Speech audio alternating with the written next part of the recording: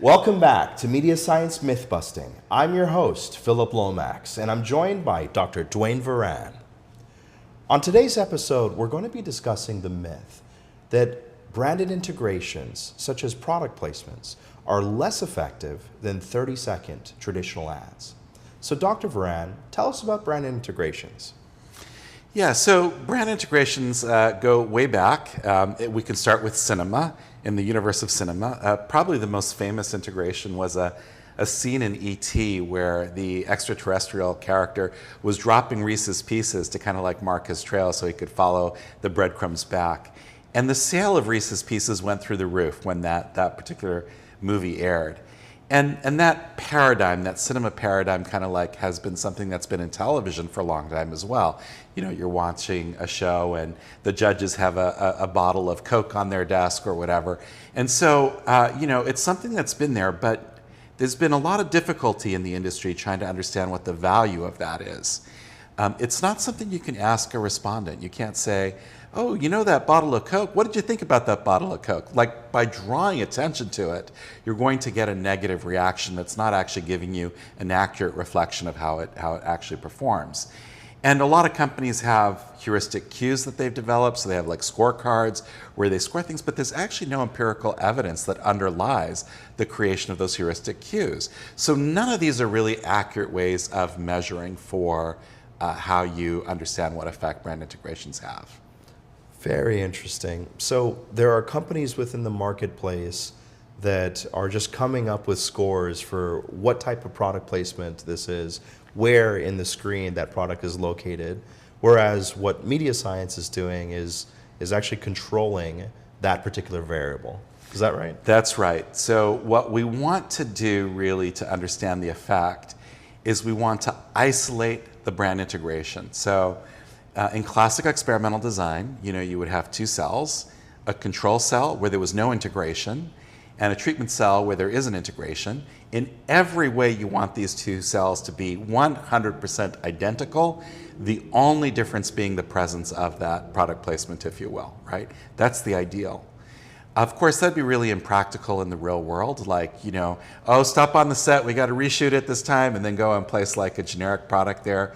Like, that's not going to happen, right? So what we had to do is we basically rotoscope, we digitally rotoscope the brand out to create the control version. In other words, we take the version as it airs and we create a second version, which we call the control, where the integration has been removed. And sometimes, in fact, we replace it with a generic product. Sometimes we replace it with a fictitious brand. Sometimes we replace it with a competitor brand, particularly when we're looking at what the effect is of brand fit. So there's different ways that we do the experiment. Let me illustrate with a couple of examples here for you to see like what we do. So before I roll the video, I'm just going to capture a still of this just to show you. This is a relatively simple integration that we did. And on the left, you see the Windows computer that, you know, Mindy is using here. On the right, you see that we have replaced it with nothing. I mean, basically, it's just a generic computer now. And we're going to see these kinds of integrations.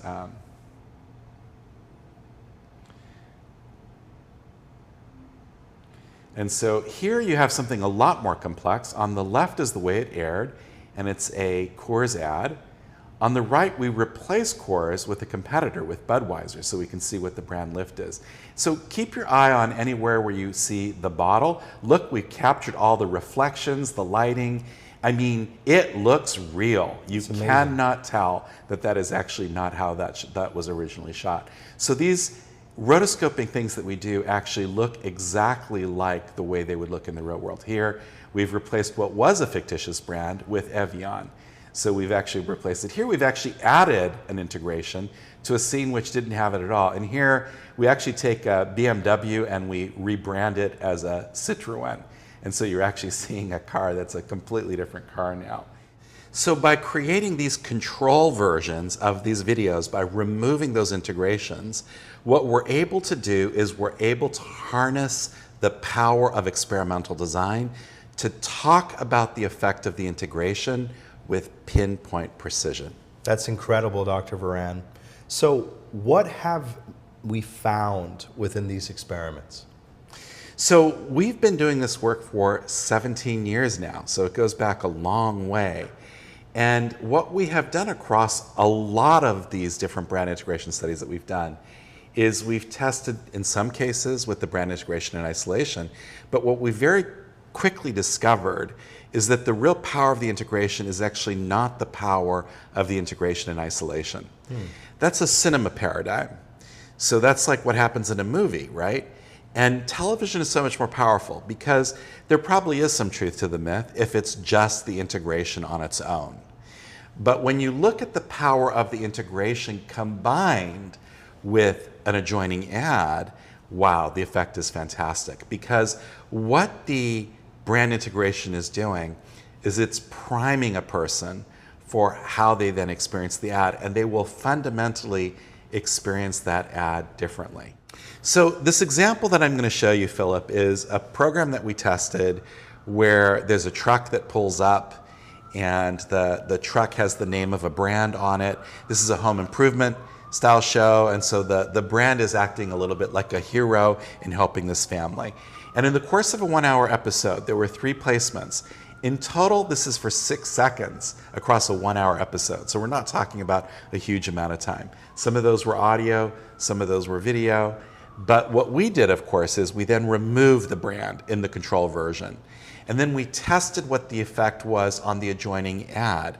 The ad occurred 3 times in that 1-hour episode. And so we're going to look and see what was the effect of these 3 ads that occurred in the course of that episode. So let's look at some of the data from that. So the first thing that we're going to see is, whoa, purchase intent goes way up.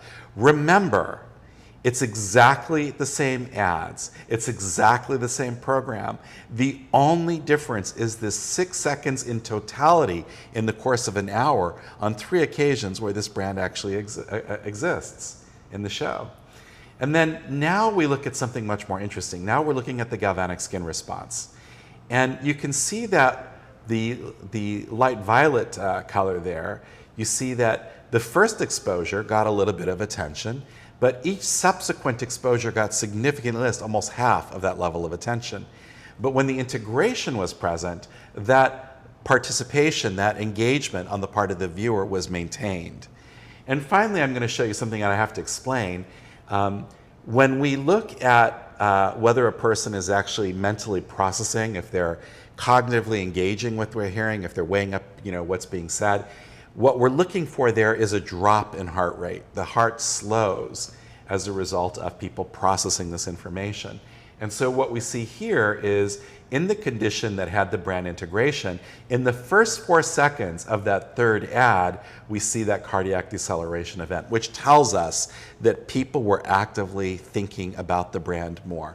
So remember, everything is exactly the same across these 3 ad exposures. The only difference was the presence of the integrations before them, and the only difference really is that, this integration of 6 seconds in total in the 1 hour, that's it. And that changes the way people fundamentally experience the ad, which led to this very dramatic increase in purchase intent that we saw. So really powerful stuff. So branded integrations work to prime the audience member to get ready for the impact of the adjacent 30-second ads. 100%. That's exactly how they work. And they transform the performance of additional adjacent 30-second ads throughout the program as well. Absolutely, absolutely. Incredible. The power is in changing how they then experience the ad. So if you're a brand and you buy an integration and you don't buy the adjoining ad, you actually miss the main effect. And if you did buy the adjoining ad and you didn't buy the integration, you're missing out on the full opportunity. Absolutely. You could have boosted the performance of that ad. So, Dr. Varan, the myth that branded integrations are less impactful, less effective than traditional 30s, what say you? So in isolation that might be true, but really the way they should be used is in combination with the adjoining ads. And in that mode, they deliver a very powerful effect. So we conclude the myth is ultimately busted. Well, until next time, we really look forward to hosting you on another show. My name is Philip Lomax, this is Dr. Dwayne Varan, and thank you, our audience.